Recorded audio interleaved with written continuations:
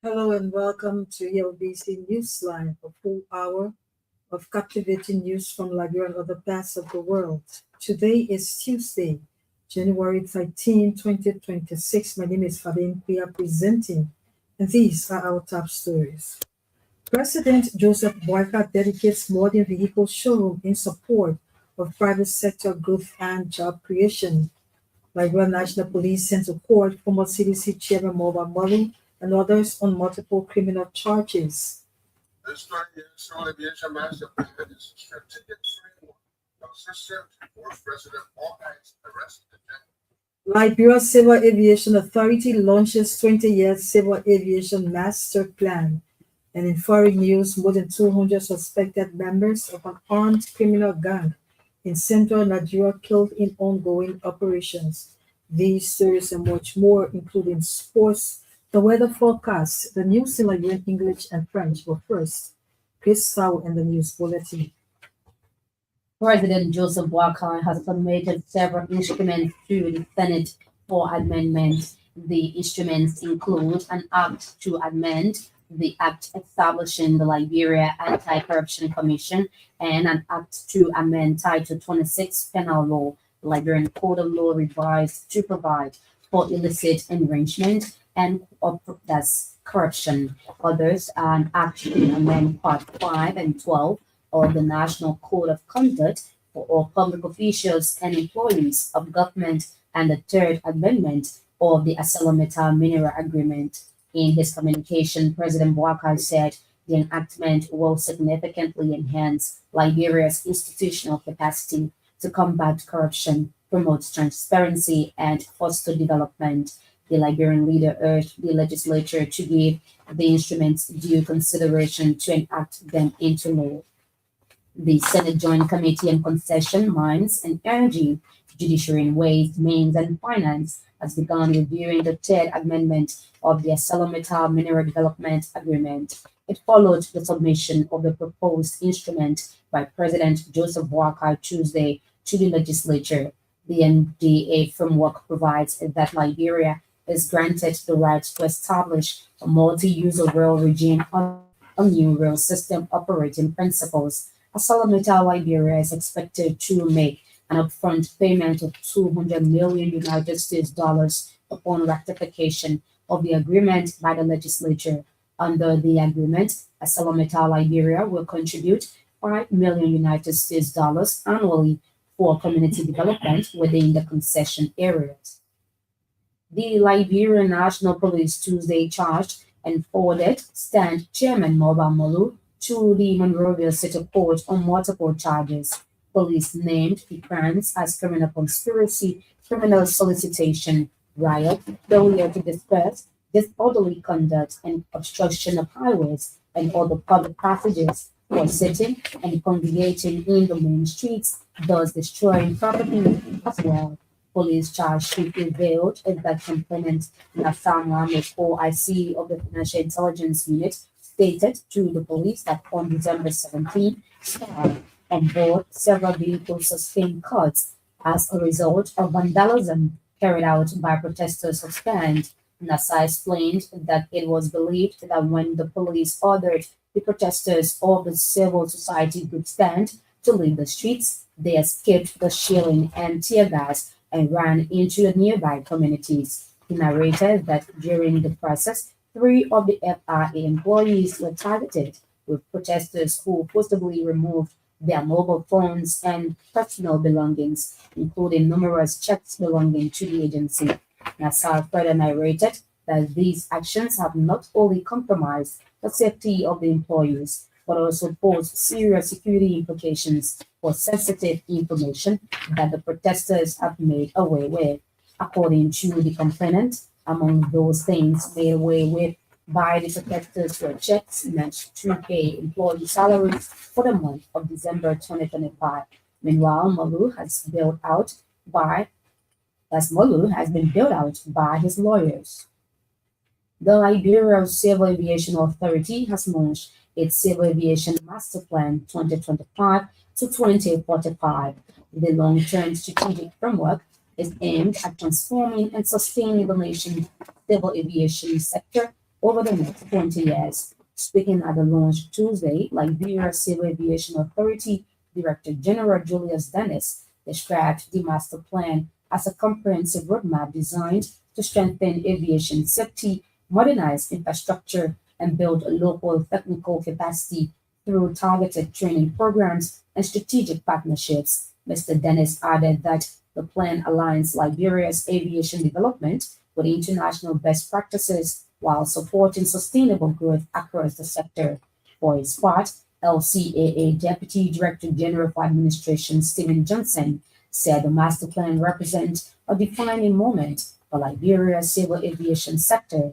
Mr. Johnson highlighted the importance of coordinated implementation, calling on all departments within the authority to work in unison to ensure the plan is successfully executed in strict compliance with global aviation standards. Meanwhile, Liberia Civil Aviation Authority Board Chairman David Pahat has described as a milestone initiative the launch of Civil Aviation Master Plan. Mr. Pahat, speaking Tuesday at the headquarters of the Civil Aviation Authority in Habil-Margibi County, said the lack of strategic plan for many sectors of the country has hindered the progress of the country.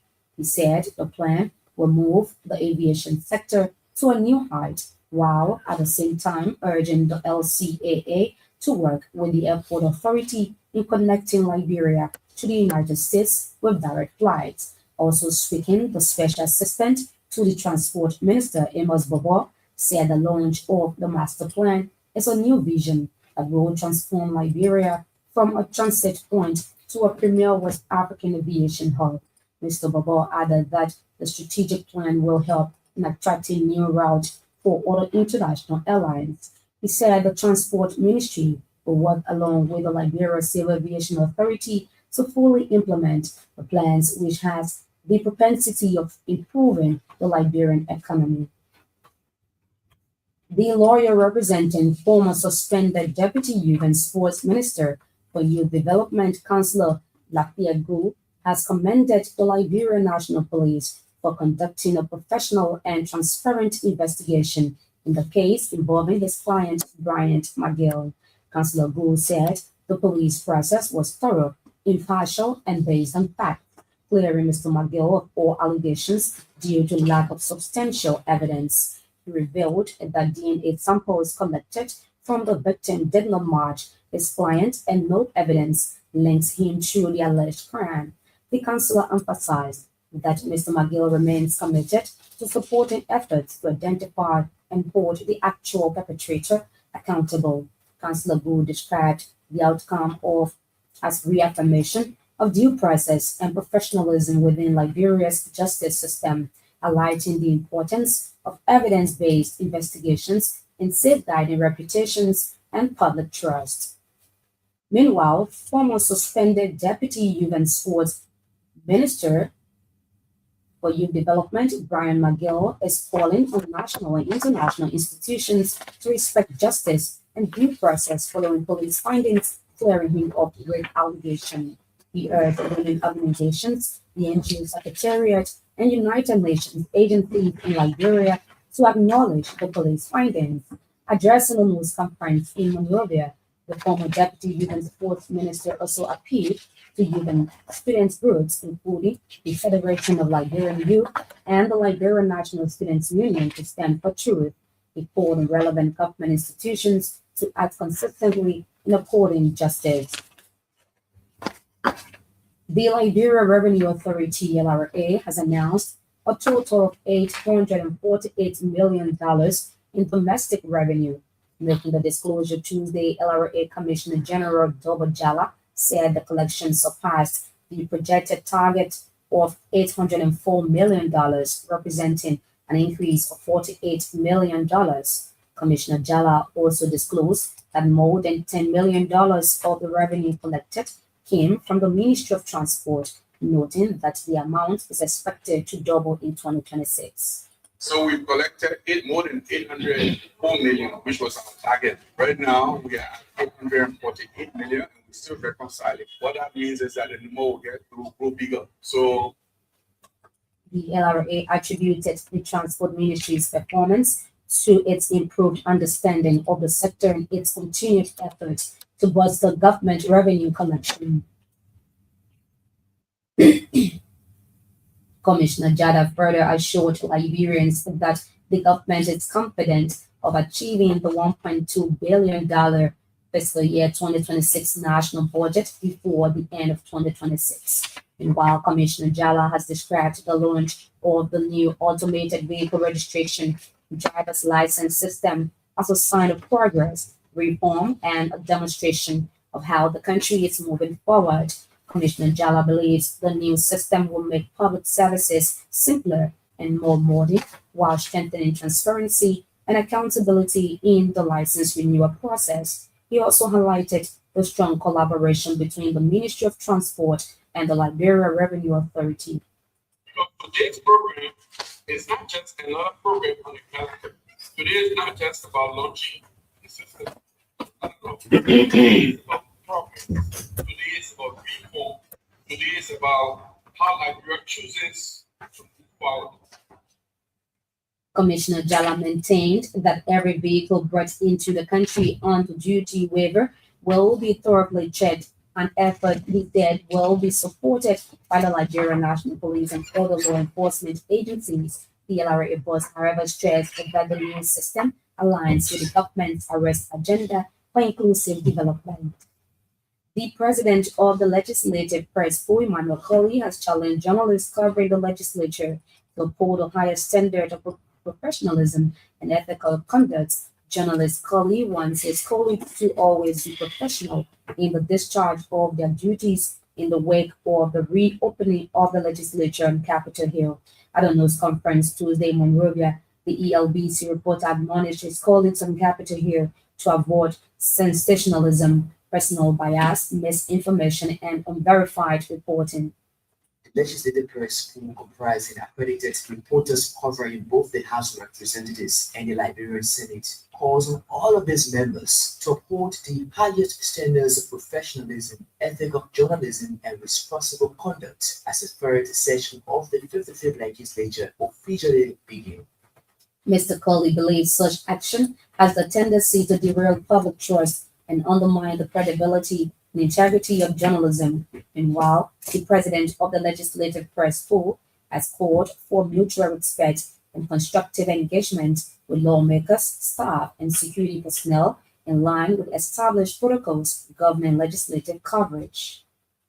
A 24-year-old Liberian, Jeremiah Sherman, has fallen victim to an alleged scam involving a group operating under the name QNet Network Marketing.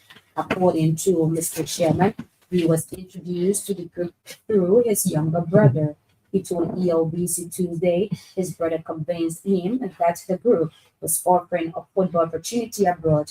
To be eligible, he needed to pay 180,000 Liberian dollars as processing fee. Sherman further disclosed that since January 5 of this year, he has made several visits to the QNet office located in Lower Street community, but unable to get any clarification. He disclosed that the money was provided by his mother, who is currently engaged in the charcoal business in Kingsville community. Sherman is warning Liberians to be vigilant as the number of scam groups operating in the country appears to be on the rise.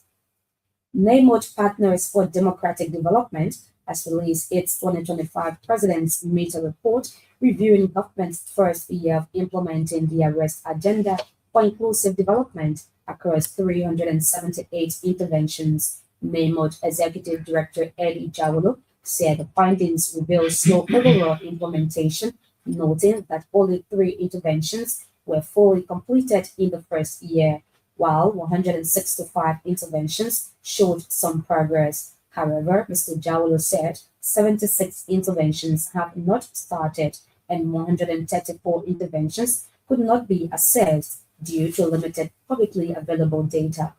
Over 1 year, 378 intervention, 55.5% of the intervention either not active or not adequate information to verify for the risk and percent of the implementation. So you know, what we did, 55.5% do not be rated or are not subject. He said human capital development and economic transformation emerged as the weakest performing pillars due to underfunding, weak interministerial coordination, and inadequate reporting mechanisms. The Name-Watch boss disclosed that despite these challenges, the report documents notable gains, including the establishment of the One Economic Crime Support Office biometric ID card registration for more than 710,000 citizens and targeted investment in agriculture, energy, and tourism, among others. And the Cassava Transportation Project has dedicated and turned over an incubator and resource center to the Natemuji Agriculture Resource Center Liberia Limited for cassava processing in Sino County. Our correspondent said the decision of the Cassava Transportation Project followed numerous constraints faced by cassava farmers in processing the cassava into finished products. Our correspondent disclosed that the organization is also conducting training for the farmers that will be part of the production process. The Sino County Agricultural Group has been named as the best cash crop in an effort to encourage the continuous planting and processing of coconut. According to our correspondent, the group headed by the County Agriculture Coordinator Maxwell Say was named the best cash crop at the agricultural fair held recently in Lantamina County. In another development, youth in Sino County have loaded former Enfield bus towards Peninsula for donating laptop and chairs for data collection in the county. Crystal and the